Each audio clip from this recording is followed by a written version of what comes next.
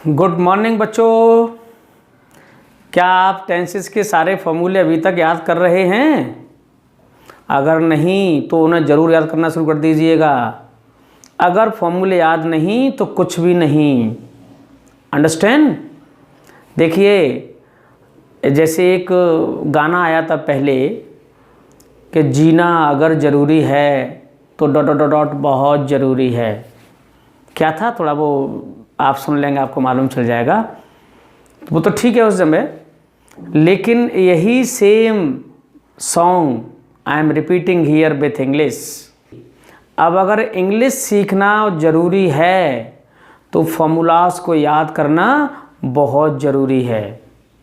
इसलिए फॉर्मूला याद करना मत भूलिएगा। अगर फॉर्मूले याद नहीं तो कुछ भी नहीं। अंडरस्टैंड? चलिए, तो पिछले वीडियोस में आपने आई होप टेंसेस के बारे में काफ़ी ठीक ठाक से स्टडी किया होगा, और आज हम इस वीडियो में या कहें इस क्लास में हम परफेक्ट कंटिन्यूस टेंस स्टडी करने जा रहे हैं। और ये हमारे जो है टेंसेस के लास्ट पार्ट होंगे। तो इसको हम तीनों परफेक्ट कंटिन्यूस टेंसेस को आज ही इसी क्लास में कंक्लूड करेंगे। उसके बाद फिर और अगले वीडियोस में अन्य चीज़ें भी अपन लेके चलेंगे। ठीक बच्चों? तो देखिए, सबसे पहले हम बात कर लें इसमें प्रेजेंट परफेक्ट कंटिन्यूअस टेंस। सबसे पहले आप समझ लीजिए परफेक्ट कंटिन्यूअस टेंस क्या होता है। How will you identify, how can be identify whether the sentence given is in perfect continuous tense or in continuous tense, किस में है, ये सबसे पहले आपको फाइंड आउट करना होगा। ये मैंने क्यों कहा? क्योंकि कंटिन्यूअस और परफेक्ट कंटिन्यूअस दोनों की आइडेंटिटी कई बार सेम मैच कर जाती हैं। और जब कोई भी दो चीज़ें एकदम से सेम मैच कर जाएं, या हमारे सामने कोई दो फेसेज एक जैसे आ जाएं, कोई दो चीज़ें एकदम एक जैसी सेम शेप एंड साइज़ में आ जाएं, तो उनमें से फिर हमें आइडेंटिफाई करना हो कि हमारी कौन सी है और किसी दूसरे की कौन सी थिंग है, वो कौन सी चीज़ है, तो वो बड़ा मुश्किल होगा हमारे लिए। तब हम क्या करेंगे? तब हम तभी उसको आइडेंटिफाई कर पाएंगे जब हमारे पास हमारी चीज़ की कोई दूसरी पहचान होगी, सेंस से कि ये चीज़ है। हम उसका कोई और आइडेंटिटी उसको देख कर पहचान लेंगे कि ये मेरी है और ये आपकी है। इसी तरीके से जब परफेक्ट कंटिन्यूअस दोनों एक जैसे आइडेंटिटी मिलें तो वहाँ पर भी आपको पहचानना है, वहाँ भी आप सेंस से ही पहचानेंगे। मैंने आपको बताया कि परफेक्ट कंटिन्यूअस, देखिए अक्सर लोग क्या पढ़ाते हैं परफेक्ट कंटिन्यूअस टेंसेस में, पता नहीं क्या क्या बातें हैं कि सेंटेंस में अगर टाइम दिया हो तो वो परफेक्ट कंटिन्यूअस में होता है। ये कोई ज़रूरी थोड़ी है। टाइम तो हमारा सारे टेंसेस में आ जाता है। हमारा इंडेफिनिट में भी टाइम आ जाता है, कंटिन्यूअस में भी आ जाता है, परफेक्ट में भी आ जाता है, परफेक्ट कंटिन्यूअस में भी आ जाता है। तो टाइम एक कोई मेजरमेंट नहीं है। टाइम कोई भी एक जो है सही थिंग नहीं है जिससे हम आइडेंटिफाई कर पाएँ कि ये सेंटेंस परफेक्ट कंटिन्यूअस में है या कंटिन्यूअस में है। तो इसको आपको समझना होगा अच्छी तरीके से। मैं आपको पहले सब बताई चीज़ें बेसिक क्लास में भी मैंने आपको इनके बारे में बताया था। अगर आपने बेसिक क्लास वाला बेसिक्स ऑफ ट्रांसलेशन अगर आपने स्टडी नहीं किया है तो उसको ज़रूर पढ़ लें, एक बार सुन लें ज़रूर। वहाँ से आपको बहुत सारी चीज़ें क्लियर हो जाएंगी। फिर भी एक बार यहाँ रिपीट कर देता हूँ। ऐसे एक्शन, उनमें टाइम हो चाहे नहीं हो, कोई फ़र्क नहीं पड़ता। ऐसे एक्शन, ऐसा कोई कार्य जो पास्ट में पहले किसी समय शुरू हो गया हो, वो टाइम दिया है तो ठीक है, नहीं दिया है तो अंडरस्टूड भी हो सकता है, छपा हुआ भी हो सकता है। पास्ट में किसी समय वो काम शुरू हुआ और जब हम उसके बारे में बोल रहे हो ना, तो बोलते समय भी वो काम कंटिन्यू हो, जारी हो, चल रहा हो। ऐसे एक्शंस को हम परफेक्ट कंटिन्यूअस टेंस की कैटेगरी में रखते हैं। और कंटिन्यूअस ऐसे एक्शन जो हमारे बोलते समय ही चल रहा हो, हमारी आंखों के सामने चल रहा हो, हम उसे होते हुए देख रहे हो, वो होता है सिर्फ कंटिन्यूअस में। कब से चल रहा है, कब तक चलेगा, ये कोई मायने नहीं रखता। लेकिन अगर ऐसा सेंस आए, चाहे उसमें टाइम हो चाहे नहीं हो, कि वो काम पहले कभी पास्ट में शुरू हुआ और अभी भी चल रहा है, हमारे बोलते समय भी चल रहा है। अगर ऐसे पास्ट में किसी समय शुरू हो गया था और जब पास्ट में हम उसके बारे में बात कर रहे थे तो हमारे बात करते समय भी उस वक्त चल रहा था। ऐसे फ्यूचर में भी हो सकता है। ऐसा कोई कार्य जो पहले कभी शुरू हो गया और जब फ्यूचर में उसके बारे में बात कर रहे होंगे तब भी वो काम चल रहा होगा, जारी होगा उस समय भी। तो हमारा फ्यूचर परफेक्ट कंटिन्यूस में आ जाएगा। इसकी आप आराम से पहचानेंगे। देखिए मैं आपको आपके सामने 2 सेंटेंस अभी आपको बोल रहा हूँ, ध्यान से सुनेंगे दोनों को, फिर आप खुद आइडेंटिफाई करने की कोशिश करेंगे। टाइम से कोई फर्क नहीं पड़ता है। मैंने आपको बोला वह अंग्रेजी सीख रहा है, क्लियर, वह अंग्रेजी सीख रहा है। दूसरा बोला वह अंग्रेजी सीखता रहा है, क्लियर, सीखता रहा है। इसका मतलब है उसने पहले कभी सीखना शुरू किया और अभी भी उसका सीखने का काम जारी है, चल रहा है, कंटिन्यू है। तो उसमें टाइम नहीं है कहीं भी, दोनों में किसी में भी टाइम नहीं है। तो जिसमें आ रहा था सीखता रहा है, देखिए मेरे हाथ देखिए, यहाँ से स्टार्ट हुआ यहाँ पहुँच गया, यानी आपका एक्शन यहाँ स्टार्ट हुआ और यहाँ भी चल रहा है अभी भी, तो वो चला गया परफेक्ट कंटिन्यूस में, चाहे उसमें टाइम हो चाहे नहीं हो। ठीक बच्चों, और टाइम आ जाए तो कोई दिक्कत नहीं है। देखिए टाइम की भी हम कैसे पहचानेंगे, टाइम तो हमारा कंटिन्यूस में भी आ सकता है, यानी अगर टाइम के साथ से या तक शब्द दिए हों, हिंदी में टाइम के साथ आपके अगर से दिया हो या तक शब्द दिया हो तो आप समझ जाएं कि ये जो सेंटेंस है हमारा परफेक्ट कंटिन्यूस में है। अगर से तक नहीं है, कुछ और आ रहा है टाइम के साथ में, तो फिर उसको अपन ध्यान रखेंगे कंटिन्यूस में बनाएंगे। ठीक है ना, तो ये इसकी अच्छी तरह आइडेंटिटी है। से तक के साथ टाइम आता है तो परफेक्ट कंटिन्यूस, बिना से तक के आता है तो कंटिन्यूस। ठीक है बच्चों, आप देखिए हम इसका फॉर्मूला देखते हैं। इसमें हमारा प्रेजेंट परफेक्ट कंटिन्यूस टेंस, इसकी आइडेंटिटी है रहा है, हुआ है प्लस टाइम। टाइम आएगा तो आपका से या तक के साथ आएगा, और या फिर आपका आ जाएगा ता रहा है। ठीक है, ता रहा है, ता रहा है, ती रहे हैं, ती रही है, ते रहे हैं, ता रहा हूँ, कोई भी आ जाए, ये हमारा परफेक्ट कंटिन्यूस में आइडेंटिटी चली जाती है। ठीक बच्चों, तो आपको बिल्कुल भी कंफ्यूज नहीं होना है इसमें। पहचानने में सबसे पहले पहचानना बहुत ज़रूरी है। अगर हम सेंटेंस को पहचान ही नहीं पाए कि ये किस टेंस का है, तो किसी भी हालत में आप उसको करेक्टली ट्रांसलेट नहीं कर सकते हैं। अगर आपने गलत पहचाना तो आप उसमें गलत टेंस की वर्ब लगा सकते हैं। तो सबसे पहले पहचानना अच्छी तरीके से। देखिए इसके एग्जाम्पल इसमें देखते हैं। सब्जेक्ट इसमें आपका has been, have been, be plus I N G, before, object, since for plus time. अगर टाइम होगा तो उसको अपने सिंस फॉर प्लस टाइम लगा देंगे, नहीं होगा ता रहा आ गया, टाइम नहीं है, तो कोई प्रॉब्लम नहीं, हम सिंस फॉर प्लस टाइम को नहीं लगाएंगे। ठीक है ना। अब एक और ध्यान रखिएगा, क्या करते हैं बच्चे जो है अक्सर कर्म में मैं देखता हूँ कि उनको जैसे ही has been, have been, had been, will have been, shall have been, कोई भी वर्ब बीन के साथ मिलती है और उनसे पूछो कि ये सेंटेंस किस टेंस में है, तो वो तुरंत एकदम उछल के बोलेंगे सर परफेक्ट कंटिन्यूअस। तो ध्यान रखिएगा, has been, have been, had been, will have been, shall have been वाला सेंटेंस भी परफेक्ट में हो सकता है, ना कि परफेक्ट कंटिन्यूअस में। तो आप कैसे पता करेंगे?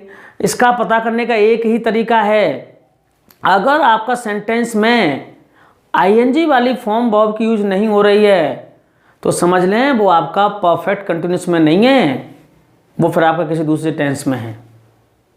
जब तक आईएनजी नहीं मिले तब तक हम उसको ना तो कंटिन्यूअस कहेंगे और ना ही उसे हम परफेक्ट कंटिन्यूअस कहेंगे। कई लोगों ने, कई बच्चों ने अपने ही आप अपने मन में ऐसी भ्रांतियां पाल रखी हैं कि उन्हें इजारे में दिखता है तो सोचते हैं कंटिन्यूअस।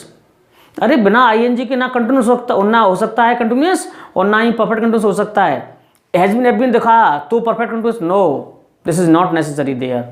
ठीक है ना, तो आप इसको देखेंगे। इसमें देखते हैं हम, इसमें ये मैंने एग्जांपल यहाँ लिखा, वह खिलौने बेचता रहा है। अब देखिए इसमें कहीं भी टाइम नहीं है, लेकिन क्या आइडेंटिटी है, बेचता रहा है।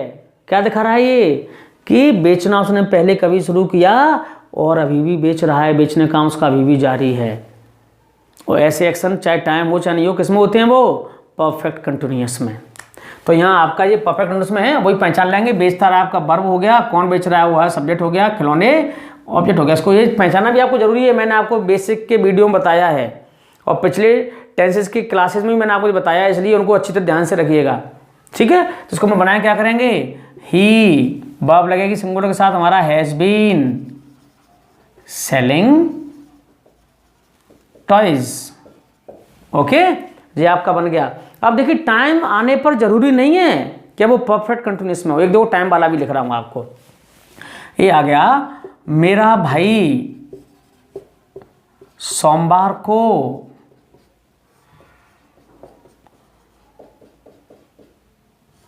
आगरा जा रहा है। आपने देखा यहां, देखिए सोमवार को उसमें टाइम आ गया और रहा आ गया, तो ये इसका मतलब ये थोड़ी टाइम आ गया रहा आ गया तो परफेक्ट कंटिन्यूस में ही हो। देखो मैंने क्या कहा कि टाइम के साथ हमारा अगर से तक आता है तभी वो होता है परफेक्ट कंटिन्यूस में, और नहीं तो वो कंटिन्यूस में आ जाएगा।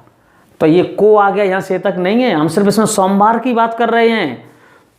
इसमें ऐसा सेंस बिल्कुल भी नहीं है कि काम पहले कभी शुरू हो गया हो और सोमवार को भी चल रहा था या उसके आगे भी चल जारी रहा, ऐसा इसमें कुछ भी नहीं है। तो इसको अपन क्या करेंगे, एक और में से देखो, एक और लिखना, दोनों के साथ बनाएंगे। मेरा भाई सोमवार से अंग्रेजी सीख रहा है। अब देखिए यहां भी रहा आ गया, यहां भी सोमवार को की जगह यहां आ गया से। ये दिखाता है कि उसने सोमवार को इंग्लिश सीखना शुरू किया और अभी भी सीख रहा है। इट मीन्स ये हमारा परफेक्ट कंटिन्यूस टेंस में है। ठीक बच्चों, तो इसको अपन क्या बनाएंगे, इसको तो हम बनाएंगे माय ब्रदर, ये कंटिन्यूस में है, इज आईएनजी लगाएंगे, जा रहा है, going to Agra on Monday, यहां सिंस फॉर नहीं लगेगा। ठीक है, यहां हमने देखा कि मेरा भाई सोमवार से, तो ये हमारा परफेक्ट कंटिन्यूस में आ गया। तो इसको बनाएंगे my brother has been learning English since Monday. देखिए अब थोड़ा सा क्वेश्चन आपके दिमाग में आ रहा होगा कि सर सिंस फॉर कब लगाएं। सिंस ऐसे टाइम के पहले लगाएं जिसका आपको एकदम स्टार्टिंग पॉइंट या एंडिंग पॉइंट पता हो, यानी डेफिनेट टाइम के साथ। देखिए डेफिनेट टाइम जो आपका होता है, इस डेफिनेट टाइम को हम जो है दूसरे नाम से भी जानते हैं, और वो उसका दूसरा नाम होता है पॉइंट ऑफ टाइम। ठीक है ना, यानी ऐसा टाइम जिसका शुरुआत या एंड का हमें पॉइंट मालूम हो, वो होता है हमारा डेफिनेट टाइम। और दूसरा आपका होता है इंडेफिनिट टाइम जो आता है आपका, इसे भी हम दूसरे नाम से जान सकते हैं, और वो आपका होता है period of time. Okay, period of time यानी अवधि आ गई। वैसे तो अगर हम अमेरिकन इंग्लिश की बात करें तो पीरियड का मतलब होता है फुल स्टॉप। हम अपने यहाँ बोलते हैं फुल स्टॉप, अमेरिकन उसको बोलते हैं पीरियड, लेकिन हम बात करें पीरियड ऑफ टाइम यानी अवधि वाला टाइम। इसमें कोई पॉइंट नहीं पता है। हमने कहा 2 घंटे, इंडेफिनिट है, पता नहीं कब कितना 2 घंटे। अगर हम सेकंड भी कहते हैं कि 1 सेकंड से, तो 1 सेकंड में भी अवधि होती है, उसमें कुछ माइक्रो सेकंड्स होते हैं, तो 1 सेकंड भी आपका इंडेफिनिट टाइम है। तो मिनट भी इंडेफिनिट टाइम, आवर घंटा भी इंडेफिनिट टाइम, डे दिन आ जाए 2 दिन 4 दिन 1 दिन इंडेफिनिट टाइम, 1 महीने 2 महीने 4 महीने इंडेफिनिट टाइम, 1 वर्ष 2 वर्ष इंडेफिनिट टाइम। ठीक है ना, काफ़ी देर से, कई दिनों से, कई घंटों से, कई महीनों से, ये सारा का सारा हमारा इंडेफिनिट टाइम होता है। और इन सब के साथ हम जो है फॉर का यूज़ करते हैं। डेफिनेट टाइम में आपका अगर ओ क्लॉक बजे लिख के आ जाए, 10 बजे, 10 बज करके 5 मिनट से, 10 बज करके 10 मिनट से, ये भी कोई भी आ जाए, तो ये डेफिनेट टाइम सेंस लगाएंगे। ठीक है, आपका कोई दिन का नाम आ जाए, सोमवार से मंगलवार से, तो डेफिनेट टाइम सेंस लगाएंगे। आपका महीने का नाम आ जाए जनवरी से, फरवरी से, मार्च से, अप्रैल से, तो डेफिनेट टाइम। सन आ जाए आपका 2010, 2020 जो भी, तो डेफिनेट टाइम। बचपन से डेफिनेट टाइम, सुबह से डेफिनेट टाइम, शाम से डेफिनेट टाइम, शुरुआत से डेफिनेट टाइम, इन सब के साथ हम जो है सिंस का यूज़ करते हैं। हालांकि डेफिनेट और इंडेफिनेट टाइम को इस तरह से हम यहाँ पर क्लियर नहीं कर सकते। जब मैं आपको प्रीपोजिशंस पढ़ाऊँगा तो उसमें आप देखेंगे कि एकदम आपके सामने पॉइंट मालूम होगा कि ये हमारा टाइम डेफिनेट है और ये इनडेफिनेट है। क्योंकि जब तक हम डेफिनेट इंडेफिनेट को अच्छी तरह नहीं पहचान पाएंगे ना, तब तक हम अच्छी तरीके से सिंस फॉर या अदर प्रीपोजिशंस का यूज भी नहीं कर पाएंगे। तो जब हम प्रीपोजिशन पढ़ेंगे तो हम टाइम वाले प्रीपोजिशंस में आपको इसके बारे में अच्छी तरह से पूरा ऐसा समझाऊंगा कि आप देखते ही सुनते ही पहचान जाएंगे कि ये जो टाइम है डेफिनेट है या इंडेफिनेट है। थोड़ा कन्फ्यूजन भी वहाँ पर होगा। मैंने अभी आपसे कहा मॉर्निंग यहाँ पर डेफिनेट टाइम है, लेकिन असल में मॉर्निंग इंडेफिनेट टाइम होता है। यहाँ डेफिनेट कैसे है? हम मॉर्निंग की बात नहीं कर रहे हैं, हम सिर्फ मॉर्निंग स्टार्ट हुआ उस टाइम की बात कर रहे हैं, स्टार्टिंग पॉइंट की बात कर रहे हैं। सुबह से जब सुबह स्टार्ट हुआ तब की बात कर रहे हैं। और मैंने बोला खाली सुबह, तो सुबह में तो पूरा टाइम आ जाएगा, सुबह जितना होगा वो आपको वहीं समझाऊंगा अच्छी तरीके से। यहाँ इतना ज़्यादा समझाने की जरूरत नहीं है, आप तो यहाँ से समझ लें कि सिंस फॉर कब लगाना है। मैंने आपको इसके बारे में पूरा बता दिया है। ठीक बच्चों, तो ये आपका हो गया। इसमें से आप देख लें ता रहा है, ती रही है, ते रहे आता है, तो आपका वो परफेक्ट कंटिन्यूस टेंस में होता है, ना कि कंटिन्यूस में, टाइम हो चाहे नहीं हो। इसमें भी टाइम आ जाएगा ना तो भी हम इसी में लगा देंगे, सेंस पर लगा के बाद हम टाइम लगा देंगे, नो प्रॉब्लम, कोई दिक्कत नहीं है। ठीक बच्चों, तो ये हमारा परफेक्ट कंटिन्यूस टेंस के बारे में बच्चे बहुत कंफ्यूज रहते हैं। खासकर अगर आपने उनसे पूछ लिया ता रहा ती रही पहचान वाला, तो बेचारे वो कंफ्यूज रहते हैं। सुनते ही एकदम उनको शौक सा लग जाता है कि ये क्या हो गया, इसमें ता भी आ रहा है, रहा भी आ रहा है, तो कभी वो परफेक्ट कहेंगे, कभी कुछ कहेंगे। मैंने काफ़ी लोगों को, बच्चों को टेस्ट किया है इस मामले में, बट एक्चुअली ये बच्चों की प्रॉब्लम नहीं है, this is the problem of the teachers. Teachers को ये सारी चीज़ें अच्छी तरह बतानी चाहिए, बच्चों को ये समझाना चाहिए कि परफेक्ट कंटिन्यूस टेंस का मतलब क्या होता है।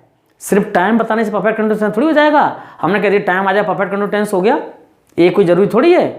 परफेक्ट कंटिन्यूस टेंस हमारा बिना टाइम के छुपा हुआ टाइम भी हो सकता है, तब भी हो सकता है।